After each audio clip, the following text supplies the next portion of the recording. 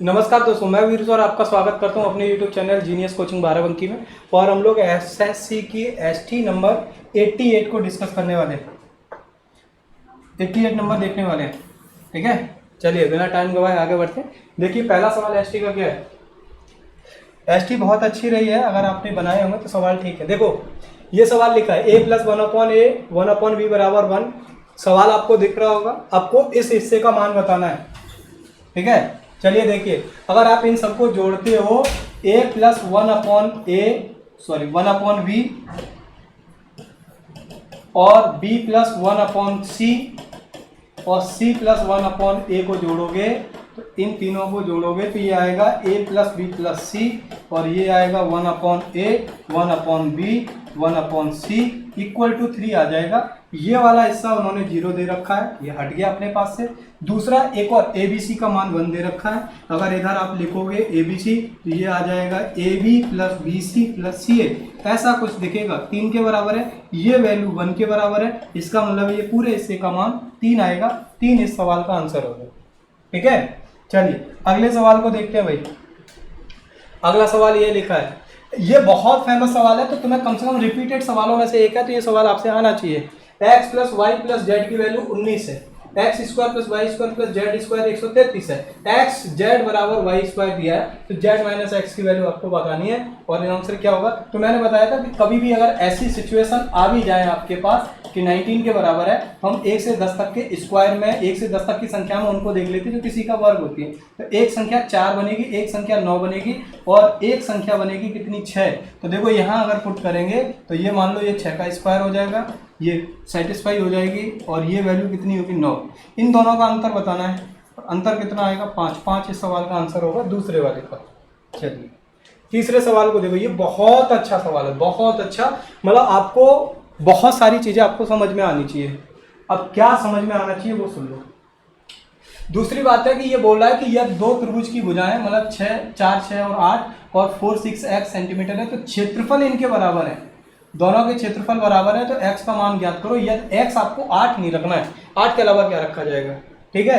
तो पहली बात तो ये है कि ये आपकी स्टीवर्ट थ्योरम का एडवांस फॉर्म है, स्टीवर्ट थ्योरम का एडवांस फॉर्म है, ठीक है। अगर ऐसा कभी होता है इस फिगर को आप ऐसे मेंशन करें, एपोनियस दिखता है यहाँ पे, तो मैं अभी सवाल बना दे रहा हूँ, जब आप देखिएगा आंसर बहुत अच्छा है इसका। पहली बात तो ये है कि 2 भुजाएं बराबर है। देखो ये पहचान कैसे होती है, 4, 6, 8 लिखा है, दूसरी जगह लिखा है 4, 6 और क्या लिखा है x, तो ये 2 हिस्से इसके बराबर हैं। अगर किसी भी त्रिभुज की 2 भुजाओं में 2 हिस्से बराबर होते हैं तो ये तुम्हारा स्टीवर्ट थ्योरम पे काम कर रहा होता है, ठीक है। स्टीवर्ट थ्योरम में एक और साइंटिस्ट आते हैं, मतलब जिन्होंने बाद में मीडियन पे काम किया है, तो वो है तुम्हारे एपोनियस। एपोनियस ने इस सवाल को बनाया, तो उन्होंने बोला 4 और 6, तो छोटी वाली भुजा हमेशा ये होती है, ये वाली लंबाई शो कराती है। 6 का मतलब है ये दोनों हिस्से बराबर होंगे, एपोनियस लगेगा। एक जगह 8 है और एक जगह क्या है तुम्हारा x। होता क्या है, 8 का स्क्वायर प्लस x का स्क्वायर बराबर, उनका आधा करोगे तो वो 4 का स्क्वायर प्लस 6 के स्क्वायर के बराबर होता है। इसको जब आप सॉल्व करोगे तो ये 64 हो गया, ये x² हो गया, ये 16 और ये कितना हो गया 36 का कितने गुना, 2 गुना, x² बराबर आएगा 36 और 16, 6, 6, 12, 3, 1, 4, 5, मतलब 104 हो गया। 104 में से 64 घटाओगे तो ये दिखेगा 40, ठीक है। और 40 को आप क्या कर सकते हो, तो 40 को लिख सकते हैं 10 × 4, 10 × 4 का मतलब है 2√10। इस सवाल का आंसर होगा। बहुत गजब सवाल है, मतलब अच्छे सवालों में इसकी गिनती होती है। इसको अभी लिख लीजिएगा, डिस्कस होगा आगे। मैं इस पे मतलब तुमको ज्योमेट्री की सारी थ्योरम्स पढ़ा दूंगा जो आपके काम की हैं, जो पेपर में दिखती हैं। अगला देखो क्या है, यहाँ पर BD है, BD लिखा है। त्रिभुज ABC में AB और AC बराबर है और BD 5 सेंटीमीटर है, AB बराबर 12 सेंटीमीटर है और AD बराबर 8 सेंटीमीटर है। तो CD की लंबाई ज्ञात करो, ठीक है। चलो तो A, B और C, और यहाँ पर कौन सी दूरी है, ये आपको D दे रखी है। BD आपकी 5 सेंटीमीटर है और AD आपकी कितनी है, 8 सेंटीमीटर है, ठीक है। और क्या दिया है आपको, और आपको दिया है ए बी और ए सी दोनों बराबर है, तो ये दोनों 12 हैं। यहाँ पर डिस्ट्रीब्यूट फॉर्म लगती है समद्विबाहु त्रिभुज के लिए, और ये वाली दूरी x मान लो, यही तुम्हें निकालनी है।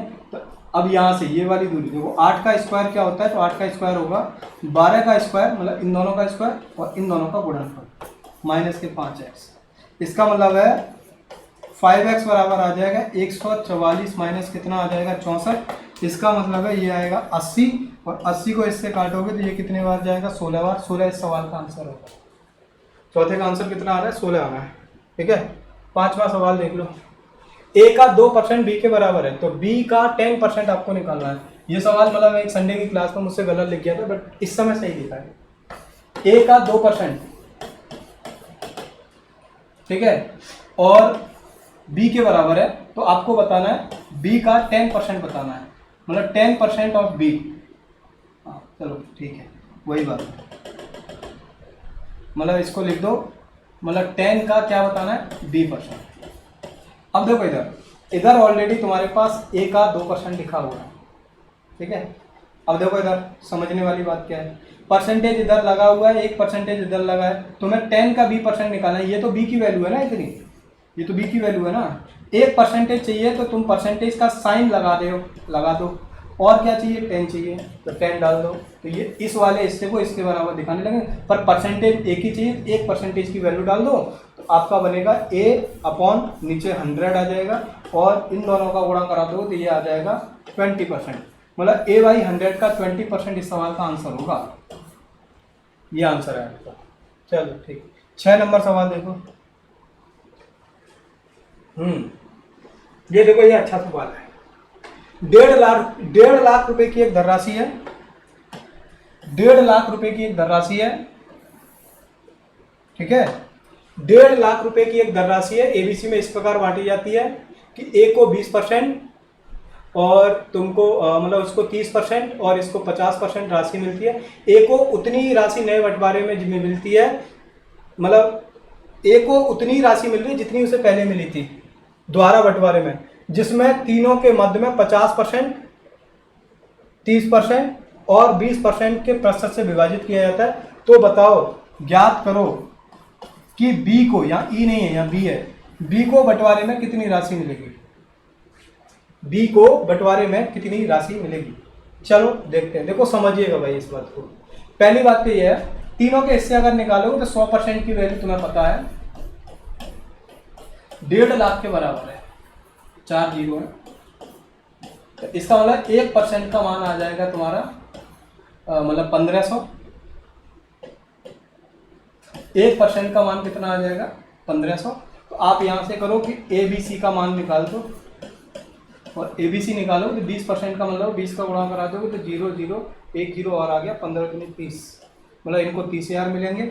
अगले की अगर बात करें तो उसको 30% है, 15 3 45,000 उसको मिलेंगे यहाँ पे।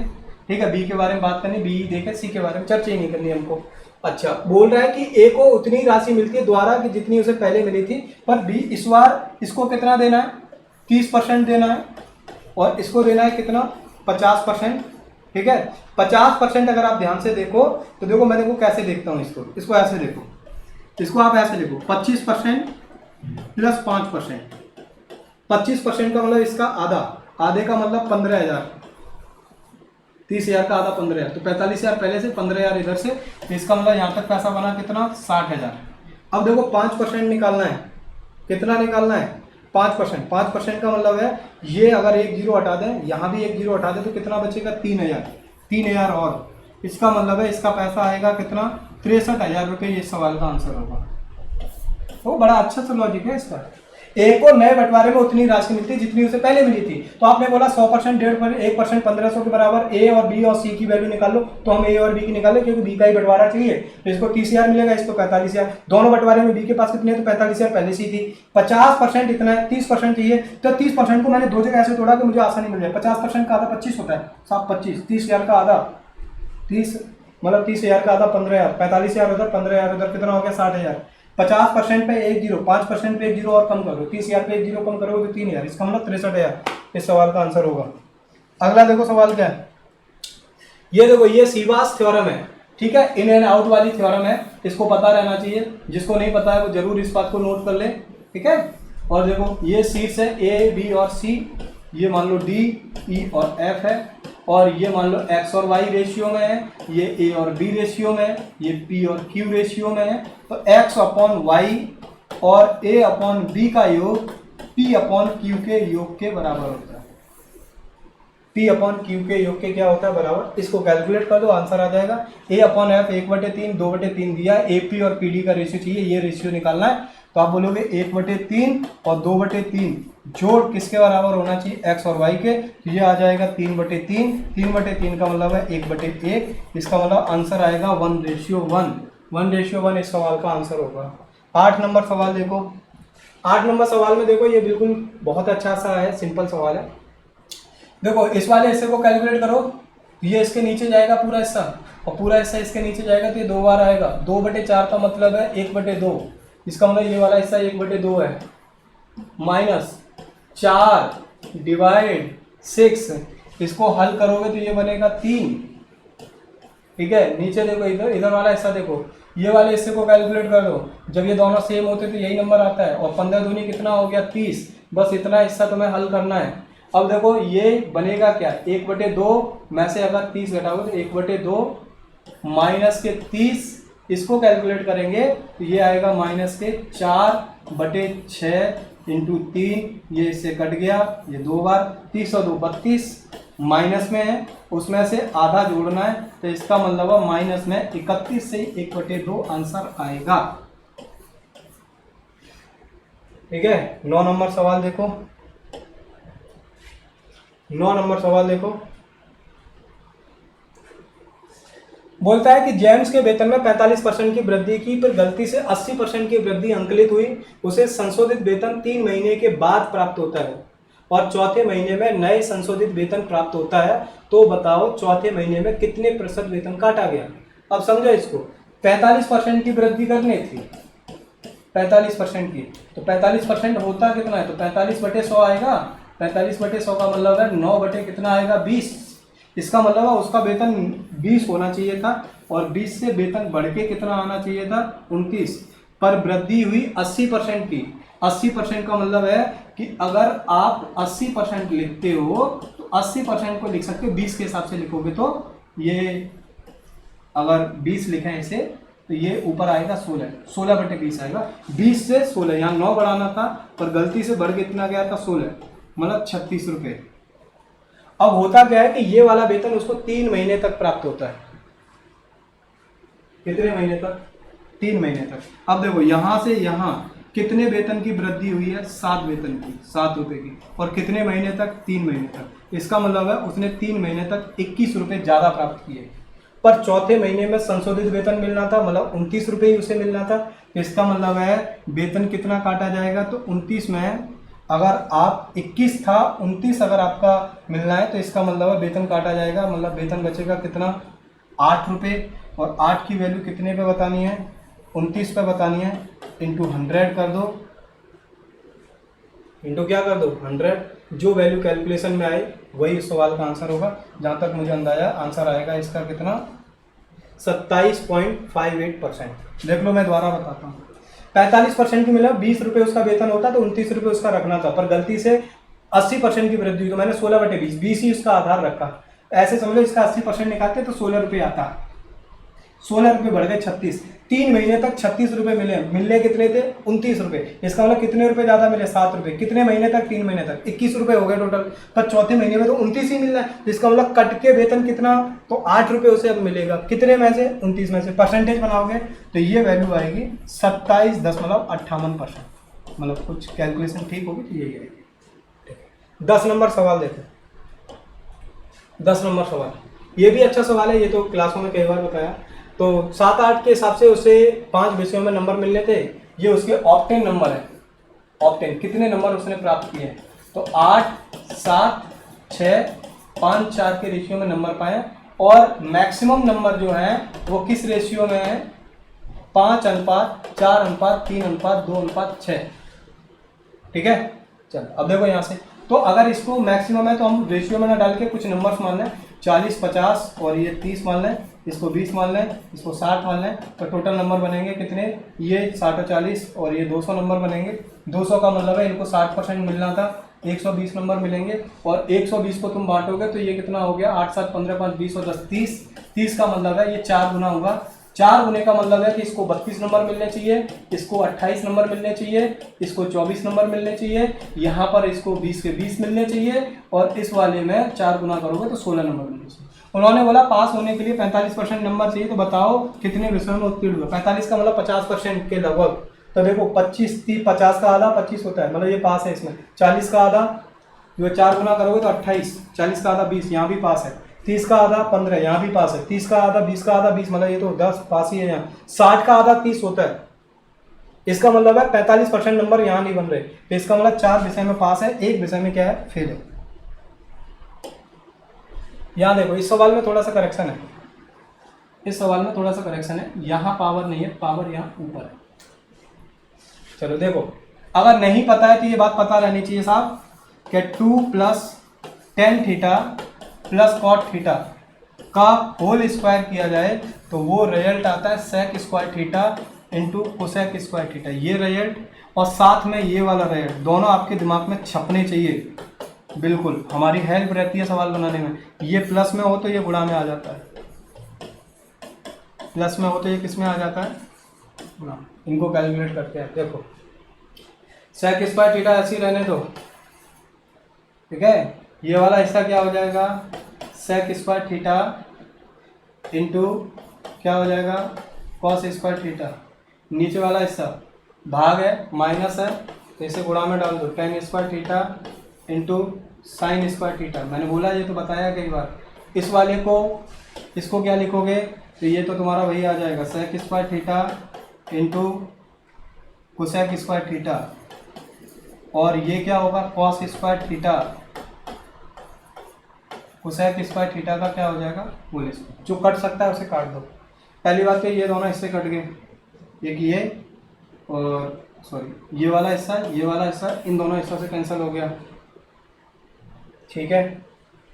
अब देखो यहाँ पे जो बचा है कॉस स्क्वायर थीटा, इसके पास जाओगे तो इसकी 2 पावर इसकी 2 पावर से कैंसिल हो जाएंगे, तो तुम्हारे पास जो बचा है वो हिस्सा ये बचेगा, sec square theta upon tan square theta को ये लिख दो, sine square theta upon cos square theta into यहाँ ये वाला कटा था ना, मैं इसे पूरा मिटा के कर दिया, गलत हो गया, अच्छा नहीं लग रहा देखने में, अच्छा नहीं लग रहा। इसको सेक स्क्वायर थीटा लिखो, इसको sec square theta into cosec square theta लिखो अपॉन नीचे वाले को tan स्क्वायर थीटा डिवाइड वाला है वो, और साइन स्क्वायर थीटा। इसको cosec square theta into sec square theta, इसको cos square theta cosec square theta लिख सकते हैं। तो 2 बार लिखना है तो उसे आप 2 ही बार लिखो, पावर है तो, ठीक है। यहाँ से जो कटे वो काटो। पहली बात तो sine square theta cos square theta एक दूसरे के उल्टे होते हैं, ये कट गए। Sec square theta cos square theta ये भी एक दूसरे से कट गए, ठीक है। यहाँ देखो इसको क्या लिख सकते हैं, तो इसको लिख सकते हैं 1 अपॉन कॉस स्क्वायर थीटा, और इसको क्या लिख सकते हैं, sign square theta upon cos square theta, और एक उधर कॉस स्क्वायर थीटा बचा है। ये दोनों अपोजिट है, ये दोनों सेम है, कट पिट गए, आंसर इसका 1 आया। 12 नंबर देखो, बेलन की त्रिज्याओं का अनुपात इतना है, आयतन का अनुपात इतना है, तो बेलन का आयतन होता है पाई r स्क्वायर h। रखो आयतन 27 अनुपात कितने में, 16 में, ये पाई दोनों जगह डाल दो। आप r बोलोगे तो r आपकी दे रखी है 3, तो 3 का स्क्वायर 9, 2 का स्क्वायर 4, h1 और h2 का रेशियो बताना है। 9 से 3 बार कटेगा, 4 से 4 बार कटेगा, तो 3:4 इस सवाल का आंसर आएगा, जो इस सवाल का आंसर है, ठीक है। देखो इधर देखो, 160 किलोमीटर की दूरी 15 घंटे में तय की जाती है, या दूरी का 4/5 भाग को 2/3 समय में तय किया जाए तो शेष दूरी को तय करने में किस चाल से जाना चाहिए, ठीक है। इधर देखो सवाल सिंपल है, अच्छा है। 4/5 भाग इधर चल रहा है तो बचा हुआ भाग 1/5 होगा, 2/3 समय इधर चल रहा है तो इसका मतलब है इधर का समय कितना होगा 1/3। चाल 160 किलोमीटर की दूरी है, तो 160 किलोमीटर की दूरी का मतलब 5 या 15, 15 10 32 किलोमीटर दूरी चलनी पड़ेगी बस। 15 घंटे का समय है, 15 घंटे का मतलब 5 घंटे तुम्हें इधर चलना पड़ेगा। टोटल 15 है ना, 1/3 मतलब 5, मतलब 32 किलोमीटर की दूरी 5 घंटे में तय करनी है। तो आंसर आएगा 6.4 किलोमीटर पर हावर। ये सवाल का आंसर। 14 देखो, मान लीजिए a not equal to b है और ए बी जो है दो अंकों की संख्याओं की अभाज्य संख्या उनके, और बी ए भी एक अभाज्य संख्या, तो योग बताना है। तो मैंने बताया था कि कभी भी अभाज्य संख्या होती है तो उनके इकाइयाँ 1 3 7 9 हो सकते हैं। उनसे बनने वाली संख्या है, उनको पैलिंड्रोमिक नंबर अगर बोले तो उनका नंबर, जैसे पहला नंबर 13 आएगा, 13 का अपोजिट 31 होगा। दूसरा नंबर 17 आता है, 17 का अपोजिट 71 होता है, ठीक है। तीसरा नंबर 37 आएगा, 37 का अपोजिट 73 होता है। अगला नंबर 79 होगा और 79 का अपोजिट 97 होगा। सबको जोड़ना है, सबको जोड़ने के बाद शायद है कि 418 सवाल का योग आए, जो भी योग आएगा आंसर होगा। इधर देख लो, ये भी अच्छा है। 2 3 5 एक्स वाई 3 7 11 से विभाजित है, तो बताओ 3x - 4y का मान क्या होगा। 3 7 11 का मतलब है कि तुम्हें 1001 की डिविजिबिलिटी लगानी है, और जब ऐसा सवाल आता है तो हम x और y को सबसे बड़े डिजिट की तरह काउंट करते हैं और दोनों की वैल्यू 9 डाल देते हैं। 9 डाल दो, 2 3 5 x y, ये 3 3 का पेयर बनाओगे, यहाँ दोनों जगह 9 डालोगे। इसका मतलब है 599 में से 23 घटा दोगे, तो घटाओगे तो ये बचेगा 6, ये 7, ये 5, 576 संख्या बची। और 576 को यदि आप 7 से काटते हो, 77 से काटते हो, तो कितने बार भाग जाएगा, 7 8 56, नहीं 6 बार दे दो, 6 7 कितना हो गया 42, ठीक है। और यहाँ भाग दोगे तो कितना आएगा 6 7 42, और 6 7 42 और 4 कितना हो गया 46। भाग दोगे तो इसका मतलब ये 4 बचेगा, और इधर कितना बचेगा 1, बहुत नीचे आ गया इधर। दूसरा कोई नंबर 7 पे लेना पड़ेगा, 8 बार लोगे तो ज़्यादा हो जाएगा, 7 बार ले लो। 7 7 49, और 7 7 49, 49 और 4 कितना हो जाएगा 53, ये सही है। यहाँ भाग लोगे तो 9 6 15 5 आ जाएगा। यहाँ पे कितना आया 6, 6 का मतलब यहाँ पे कितना आ जाएगा 3। इसका मतलब है 35 सवाल का शेष। 9 6 15, यहाँ बचेगा 6 3, ठीक है। 9 6 15 30, 35 शेष बचा। नंबर देख लो आप, 2 3 5 9 9 लिखा है, इसमें से 35 घटाओगे तो नंबर आएगा 2 3 5 6 4, मतलब x का मान 6 आएगा, y का मान कितना आएगा 4 आएगा, ठीक है। हाँ 6 3 9 5 4 9,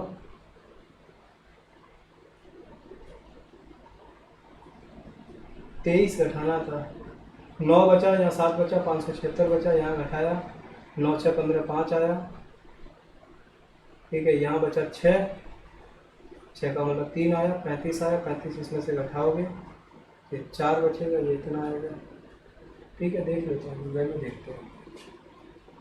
6 आया, ये नंबर आना चाहिए, 3 से भी कटना चाहिए, 4 5 9 6 3 9, ऐसा कुछ होगा नहीं, कुछ गलत किया हमने इसमें, कुछ गलत किया है। दोबारा देखो इसको, कुछ गलत किया है इसमें। ऐसा करते मैं दूसरे तरीके से देख लेता हूँ। 23 है, 5 है, x है और y है। ऐसा करते हैं कि x और y की वैल्यू 0 डाल देते हैं। सबसे छोटा नंबर भी डाल सकते हो भाई, 500, इसको इसके साथ घटा दो। जैसे इसको घटाओगे तो ये बचेगा 4, ठीक है। 20 घटाओगे 480, 3 477, और 477 को तुम भाग दे दो 77 से, 6 बार चला जाएगा क्या, 6 7 42, 42 और 4 कितना हो गया 46, ये बचेगा कितना 5, और ये बचेगा 15। अगर इसमें से इसे घटाएं तो ये 2 बचाएगा, ठीक है। मुझे लगता है कैलकुलेशन इधर उधर है या फिर सवाल बदल देते हो। ये बचेगा कितना 2, और ये बचेगा 6।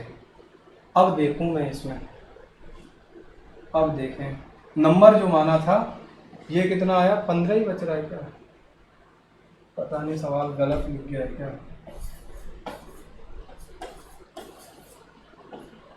अगर 62 इसमें डालोगे तो नंबर आएगा 2 3 5 6 2 6 3 9 4 5 9, ये ठीक है, यही नंबर बनेगा।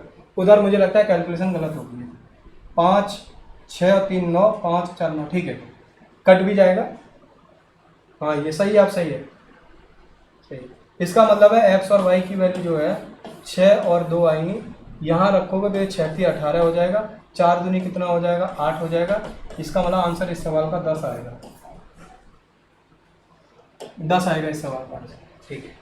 ये देखो ये तो सिंपल है, 20,000 रुपये का 15% वार्षिक ब्याज की दर से 2 से 2/3 वर्ष की चक्रवृद्धि ब्याज बतानी है। तो आप पहले साल का निकालो, दूसरे साल का निकालो और 2/3 साल का निकालो। इसका 15% निकालोगे तो 3,000 रुपये बनता है, इसका 15% निकालोगे 3,000 रुपये बनता है, और इस पर 15% निकालोगे 450 रुपये बनेगा। इसका 2/3 करोगे तो ये 2,000 रुपये हो जाएगा।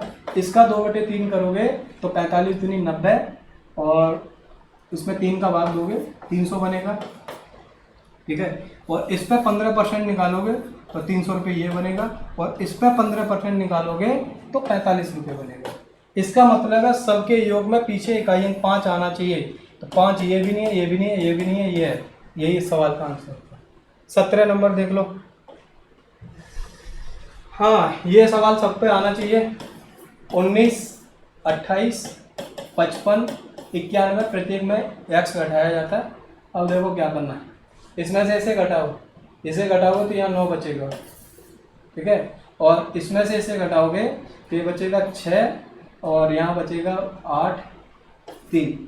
इन दोनों का रेशियो आएगा 1 रेशियो कितना आएगा 4। अगर दूसरे नंबर को छोड़ना चाहते तो दूसरे को छोड़ा, पहले को छोड़ना चाहते पहले को छोड़ा। 19 चौक कितना हो गया 76, 55 एकन 55, यहाँ का अंतर देखोगे तो आएगा 21, यहाँ का अंतर आएगा 3। तो इसका मतलब जो चीज़ घटाना चाहते हो वो 21/3 का मतलब 7 करना पड़ेगा। अगर आप 7 करोगे तो यहाँ पर मध्य अनुपाती निकाल दो, 9 7 कितना हो गया 16, और 7 का स्क्वायर कितना हो गया 49। इसका वर्गमूल निकालना है तो 4 × 7, इसका मतलब आंसर इसका 28 आएगा। 28 इस सवाल का आंसर होगा।